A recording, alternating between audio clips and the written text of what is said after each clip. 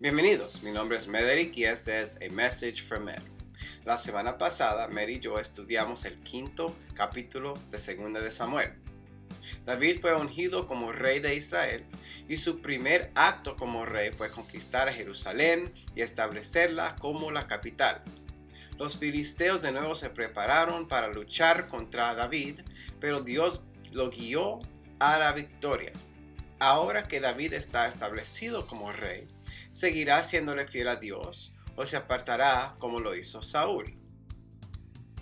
David reunió a todos los mejores soldados de Israel, 30,000 en total. Partieron de Judá y fueron hasta Kiriat Jearim para buscar el arca de Dios, donde se invocaba el nombre del Señor de los ejércitos que habita entre los querubines, y trasladarlo a Jerusalén.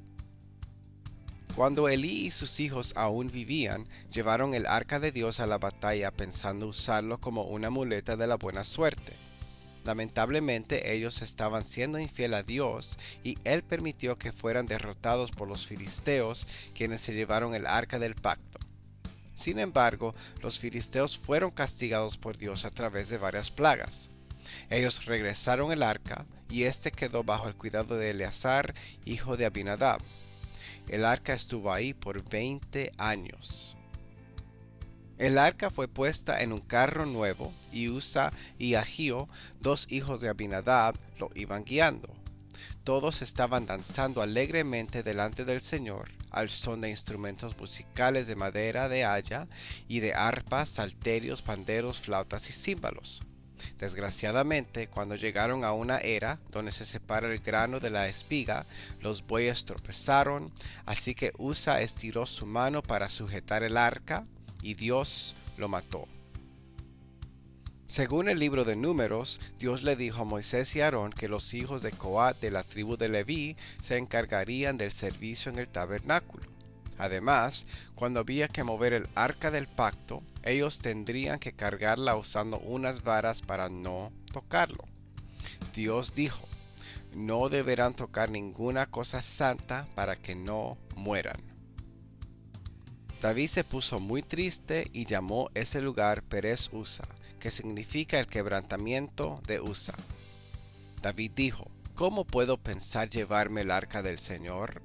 Y mandó que lleven el arca a la casa de Obed-edom, donde se quedó 3 meses, y durante este tiempo Dios bendijo a Obed-edom y a toda su familia. David se enteró de que Dios estaba bendiciendo a la casa de Obed-edom, y de nuevo mandó a que lleven el arca a Jerusalén, la ciudad de David. Parece que David quería asegurar que no pase otro accidente. Según Primera de Crónicas, David dijo, santifíquense ustedes y sus hermanos y lleven el arca del Señor, Dios de Israel. Como ustedes no lo hicieron así la primera vez, el Señor nuestro Dios nos castigó, pues no lo consultamos como debimos hacerlo. Más aún, después de haber tomado solamente 6 pasos, David ofreció en sacrificio un buey y un carnero engordado. David estaba ataviado con un efod de lino y junto con el pueblo danzó con todas sus fuerzas delante del Señor. Un tiempo de júbilo y sonido de trompetas. Cuando llegaron a la ciudad de David, llevaron el arca a una tienda de campaña, y David ofreció sacrificios y ofrendas de reconciliación y bendijo al pueblo en el nombre del Señor de los ejércitos. Además, David repartió entre el pueblo, hombres y mujeres, un pan, un trozo de carne y una torta de pasas.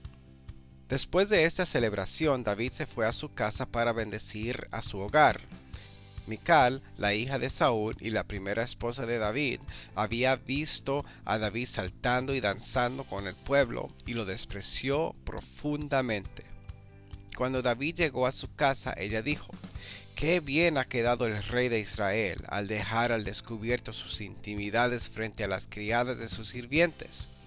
Tal desfachatez solo es propia de un hombre cualquiera». Es improbable que David se había desnudado.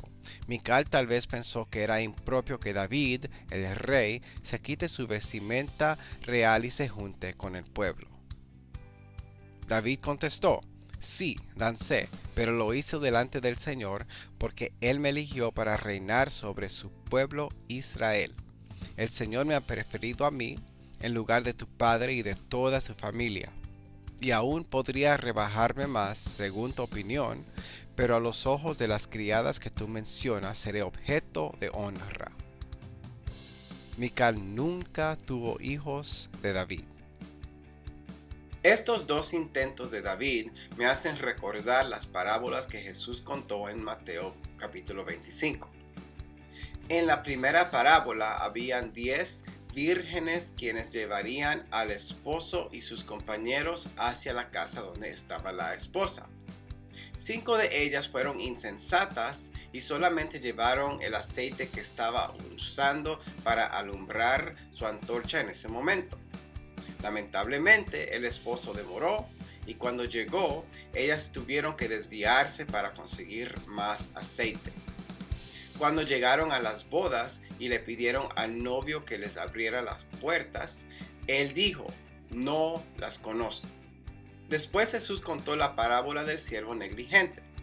Un hombre tenía 3 siervos y como tuvo que irse de viaje, les entregó sus bienes. Uno de estos 3 siervos tomó la cantidad que se le fue dada y la escondió. Cuando regresó el Señor, su siervo le dio lo que el Señor le había dado. Pero como no hizo crecer su porción, el Señor le dijo, siervo malo y negligente, échenlo en las tinieblas de afuera, allí habrá llanto y rechinar de dientes. Finalmente Jesús contó cómo será el día del juicio. A los condenados el Hijo del Hombre les dirá a los malditos, apártense de mí, malditos, vayan al fuego eterno preparado para el diablo y sus ángeles. Porque tuve hambre y no me dieron de comer, tuve sed y no me dieron de beber, fui forastero y no me recibieron, estuve desnudo y no me cubrieron, estuve enfermo y en la cárcel y no me visitaron. Ellos, perplejos, le preguntaron cuándo lo habían visto en tales condiciones, y él contestará, todo lo que no hicieron por uno de estos más pequeños, tampoco por mí lo hicieron. Y los mandará al castigo eterno.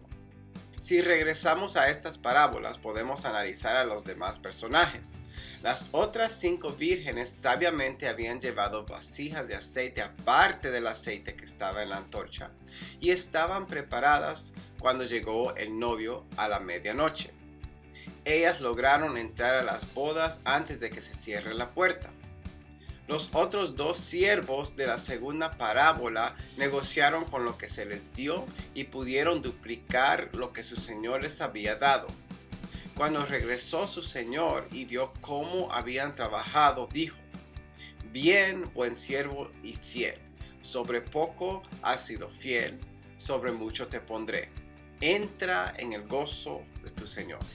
Finalmente el Hijo del Hombre les dijo a los benditos, hereden el reino preparado para ustedes desde la fundación del mundo, porque tuve hambre y ustedes me dieron de comer, tuve sed y me dieron de beber, fui forastero y me recibieron, estuve desnudo y me cubrieron, estuve enfermo y me visitaron, estuve en la cárcel y vinieron a visitarme. Ellos, perplejos, le preguntarán cuándo lo habían visto en tales condiciones, y él contestará, todo lo que hicieron por uno de mis hermanos más pequeños, por mí lo hicieron. Como David, todos habían empezado bien. Las 10 vírgenes estaban yendo para las bodas. Los 3 siervos habían demostrado ser lo suficiente confiable para que su señor les encargue dinero. Y los benditos y los malditos tenían la intención de servir al Hijo del Hombre. Sin embargo, las 5 vírgenes insensatas solamente estaban listas si se hubieran hecho las bodas a la hora que ellas querían.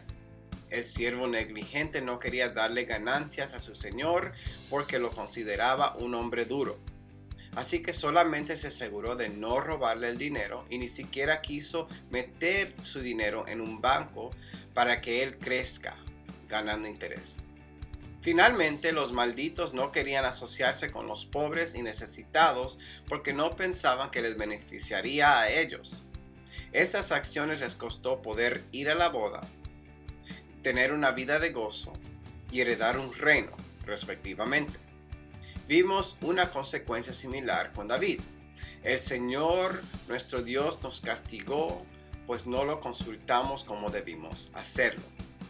Después del castigo, David reconoció la importancia de serle obediente a Dios.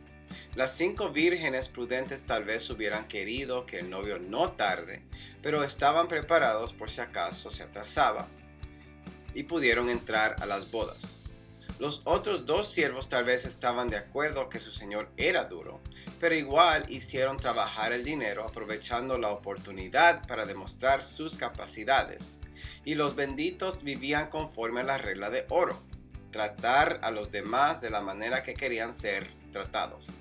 Esta preparación, dedicación e integridad les ayudó a poder gozar de las bodas, vivir una vida de gozo y heredar un reino eterno, respectivamente.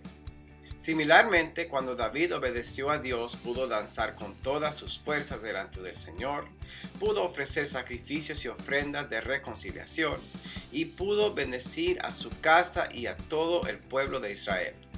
Desde el Génesis, Dios ha buscado nuestra obediencia, y si obedecemos, Dios tiene una gran promesa para nosotros, su iglesia.